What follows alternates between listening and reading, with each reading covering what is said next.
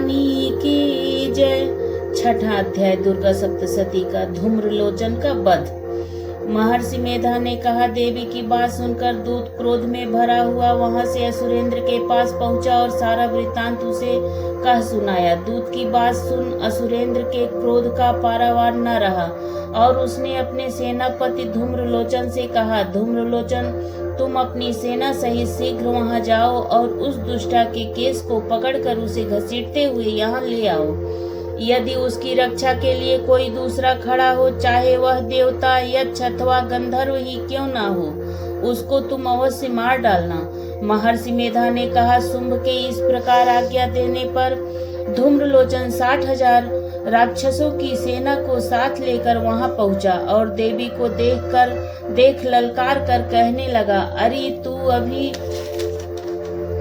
शुंभ और निशुंभ के पास चल। यदि तू प्रसन्नता पूर्वक मेरे साथ चलेगी तो मैं तेरे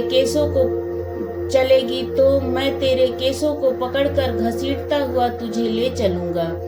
देवी बोली, असुरेंद्र का भेजा हुआ तेरे जैसा बलवान यदि बलपूर्वक मुझे ले जावेगा तो ऐसी दशा में मैं तुम्हारा कर ही क्या सकती हूँ। महर्षि मेधा ने कहा। ऐसा कहने पर धूम्रलोचन उसकी ओर लपका, किंतु देवी उसे अपनी हुंकार से ही भस्म कर डाला।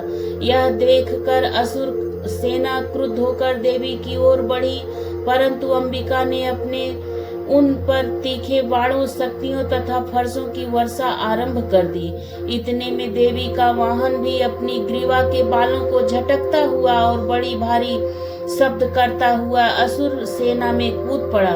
उसने कई असुर अपने पंजों से, कई अपने जबड़ों से और कई को धरती पर पटक कर अपनी दाढ़ों से घायल करके मार डाला। उसने कई असुरों को अपने नखों से पेट फाड़ डाले और कई असुरों का तो केवल थप्पड़ मारकर सिर धड़ से अलग कर दिया। कई असुरों की भुजाएं और सिर तोड़ डाले और गर्दन के बालों को हिलाते हुए उसने कई असुरों को पकड़कर उनके पेट फाड़कर उनका रक्त पी डाला। इस प्रकार देवी के उस महाबलवान सिंह ने क्षण भर में असुर सेना को समाप्त कर दिया। शुंभ ने जब यह सुना कि देवी ने धूम्रलोचन असुर को मार डाला है और उसके सिंह ने सारी सेना का संहार कर डाला है, तब उसको बड़ा क्रोध आया। उसके मारे क्रोध के होंठ फड़कने लगे और उसने चंड और मुंड नामक महाअसुरों को आज्ञा दी, हे चंड और मुंड, तुम अपने साथ एक बड़ी सेना लेकर वहां जाओ और उस देवी के बाल पकड़कर उसे बांधकर तुरंत यहाँ ले आओ। यदि उसको यहाँ लाने में किसी प्रकार का संदेह हो तो अपनी सेना सहित उससे लड़ते हुए उसको मार डालो और जब वह दुष्टा और उसका सिंह दोनों मारे जावें तब भी उसको बांधकर यहाँ ले आना। बोलो माता रानी की जय। बोलो माता रानी की जय। दुर्गा सप्तशती का 7वां अध्याय। इस अध्याय में चंड और मुंड का वध किया गया है। महर्षि मेधा ने कहा, दैत्यराज की आज्ञा पाकर चंड और मुंड चतुरंगड़ी सेना को साथ लेकर हथियार उठाए हुए बड़ी देवी से लड़ने के लिए चल दिए।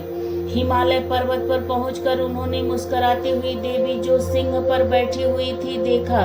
जब असुर उनको पकड़ने के लिए तलवारें लेकर उनकी ओर बढ़े तब अंबिका को उन पर बड़ा क्रोध आया और मारे क्रोध के उनका मुख काला पड़ गया, उनकी भ्रुकुटियां चढ़ गई और उनके ललाट में से अत्यंत भयंकर तथा अत्यंत विस्तृत मुख वाली लाल आंखों वाली काली प्रकट हुई, जो कि अपने हाथों में तलवार और पास लिए हुए थी।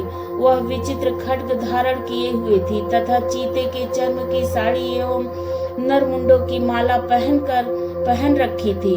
उसका मांस सूखा हुआ था और शरीर केवल हड्डियों का ढांचा था और जो भयंकर शब्द से दिशाओं को पूर्ण कर रही थी।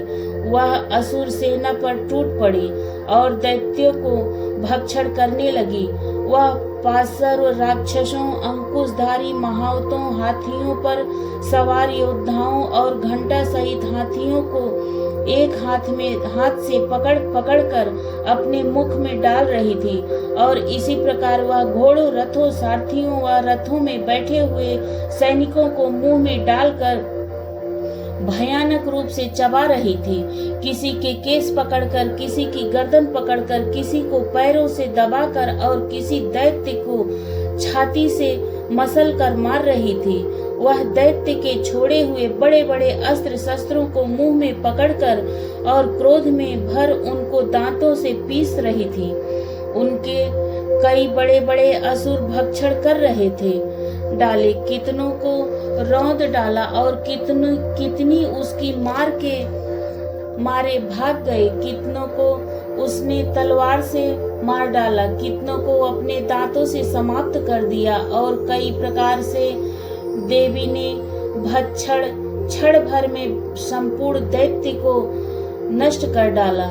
यह देख महापराक्रमी चंड काली देवी की ओर लपका और मुंड ने भी देवी पर अपने भयानक बाणों की वर्षा आरंभ कर दी और अपने हजारों चक्र उस पर छोड़े। उस समय वह चमकते हुए बाण व चक्र देवी के मुख में प्रविष्ट हुए इस प्रकार दिख रहे थे जैसे मानो बहुत से सूर्य मेघों की घटा में प्रविष्ट हो रहा हो।